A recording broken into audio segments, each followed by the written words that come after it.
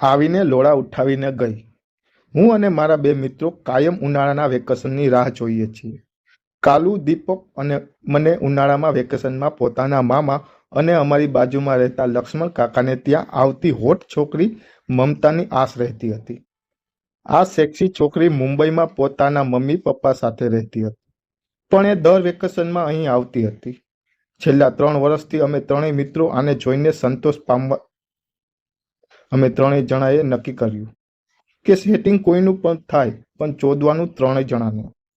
દીપક તો અમને સાથે લઈને ક્યારેક સમૂહ હસ્તમેથુન પણ ગોઠવતો અને અમે ત્રણેય જણા આ છોકરીને યાદ કરીને અમારા લોડા સાથે હલાવીને વીર્યું એકઠું કરતા હતા.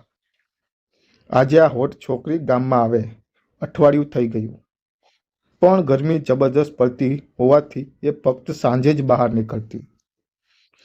મારું ઘર એની બિલકુલ અડીને હોવાથી અને મારા કોલેજમાં વેકેશન હોવાથી હું પણ આ 19 વર્ષની ચૂત મળી જાય એ માટે આખો દિવસ એની ભાળ રાખતો હતો. ચાલને મમતા, નહેર પર જઈએ, બહુ ગરમી છે. એક દિવસ બપોરે હું એક કાનમાં ઇયરફોન નાખીને સોંગ સાંભળતો હતો. ત્યાં જ મારા કાને અવાજ આવ્યો, મમતા, આ હોટ છોકરી, ચાલ નહેરે જઈએ. અત્યારે બપોરે હોવાથી ત્યાં કોઈ નહીં હોય અને આપણે પાણી પણ આપણા માટે લેવલનું છે. હું ચકમક્યો અને તરત જ મેં સોંગ બંધ કરીને દીપકા અને કાલુને ફોન લગાવ્યો. મેં એમને તરત નહેર પર આવવાનું કહ્યું. હું નહેર પર પહોંચ્યો એ પહેલાં તો આ બેઉ જણા ત્યાં બેસેલા હતા. પાળ ઉપર બેઠા આ લોકો મારી આવવાની રાહ જોઈ રહ્યા હતા. મેં જઈને એમને કહ્યું, લોડાઓ, આપની રાણી એટલે કે મમતા હમણાં અહીં નાહવા આવે છે. જુઓ, આપણે પહેલા વડના ઝાડ ઉપર ચડી જઈએ અને એને નહાતા જ જોઈએ છે. આજે તો મારા આઈડિયા સાથે બેઉ જણા સહમત થયા. અમે પહેલાં તો અમારી બાઈકો નહેરથી થોડી દૂર મૂકી દીધી. વડની સૌથી જાડી અને જ્યાંથી નહેરના પાળનો દ્રશ્ય જ્યાંથી મસ્ત દેખાતો હતો એની પર અમે ત્રણેય જણા અલગ અલગ જગ્યાએ લપાઈ ગયા. થોડી વાર બાદ હોટ છોકરી મમતા પોતાના કઝિન અને ફળિયાની બીજી એક છોકરી સાથે આવતી દેખાઈ અને અમે હૃદય આંચકા મારવા લાગ્યા. અમે ત્રણેય એકબીજાને જોવા લાગ્યા હતા. મેં બેઉને હાથ હોઠ પર મૂકીને ચૂપ રહેવાનો ઈશારો કર્યો. નહેરનો વિસ્તાર આ સમયે બિલકુલ સુનસાન રહેતો હતો અને અમે ભાગ્યે જ કોઈ આ બાજુ ફરકતો હતો અને ખેતરવાળા પણ આ સમયે ઊંઘી જતા હતા. 3માંથી એક છોકરી નહેરના પાળા ઉપર બેસી ગઈ, જેથી એ કોઈ આવે તો બાકીની બેને સાવચેત કરી શકે. હોટ છોકરી મમતા પોતાના કપડાં ઉતારવા લાગી. એણે જેવી પોતાની ટી-શર્ટ ઊંચી કરી, મારો લંડ મસ્ત ટાઈટ થઈ ગયો. અંદર પહેરેલી બુરી બ્રા પણ એણે ધીમેથી કાઢી અને આજુબાજુ જોઈને એ નહેરના છીછરા પાણીમાં પડી. ઓહો, શું મસ્ત બોબલા છે! હોટ છોકરી તો ચોદવાની ઈચ્છા ત્યાં જ કરાવી ગઈ. નહેરમાં પડ્યા બાદ મમતા પોતાની બહેનપણી ઉપર અંદર રહી ગઈ. પાણીની છોડો ઉડાડવા લાગી. સાલા, અમે હોત તો તને ઘસી ઘસીને નવડાવત, પણ સાલી કિસ્મત એવી છે કે ઝાડ ઉપર બેઠા બેઠા આ દેશી જવાનીઓને નહાતા જોવી પડતી હતી.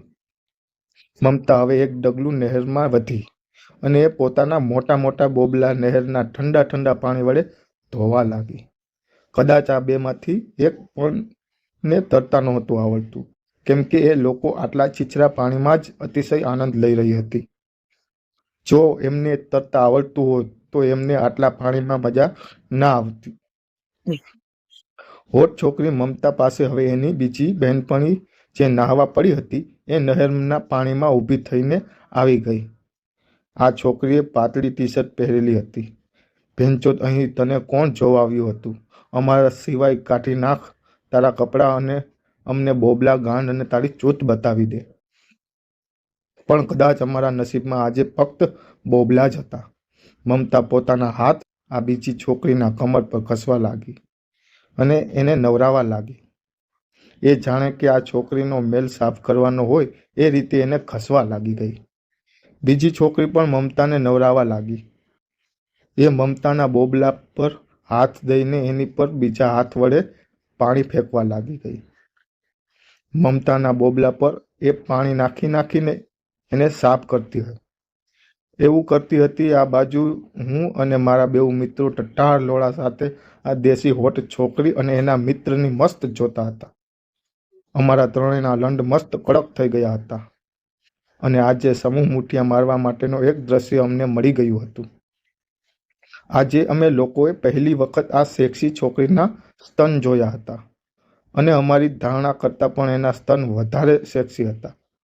એટલી દૂરથી જાજુ તો શું દેખાય, પણ મિત્રો લાઈવ બીપી જોવા મળે એની મજા શું છે એ તો જેણે જોયું હોય એને જ ખબર પડે. મમતા પણ મસ્તીમાં હતી. આથી પાછી થઈને પોતાના બોબલા હલાવી રહી હતી અને એની બહેનપણી એને પકડવા દોડતી હતી. સાલું, આ લોકોને મસ્તી કરવા માટે અમે નહીં દેખાતા હોઈએ? જૂથની અંદર એવી 8-9 ઇંચના લોડા આપી દઈએ કે એમની બધી મસ્તી એમના ભોસડામાં આવી જાય. અને અમે તો આજે એવું મન થઈ ગયું હતું કે હું ત્યાં જ મારો લંડ કાઢીને મુઠિયા મારી દઉં. પણ સાલું, અહીં ખતરો હતો. હાથ છટકે તો સીધા નીચે પડી જવાય અને જિંદગીભર લોડો ઉઠે જ નહીં. દીપક અને કાલુ પણ મસ્ત ઉત્તેજનાથી ઝાડના પાંદડા પાછળથી આ સેક્સી હોટ છોકરીને જોવામાં મશગુલ હતા. મારો લંડ જેમ ઊંચો થયેલો હતો એમ એમના લંડ પણ ટટાર જ હતા. મમતા અને એની બહેનપણી હવે બહાર આવવા લાગી અને સાથે લાવી ટોવેલ વડે પોતાની સેક્સી જાંઘો અને શરીર લૂછવા લાગી ગઈ. પેંચોત વધારે નહાઈ લો ને.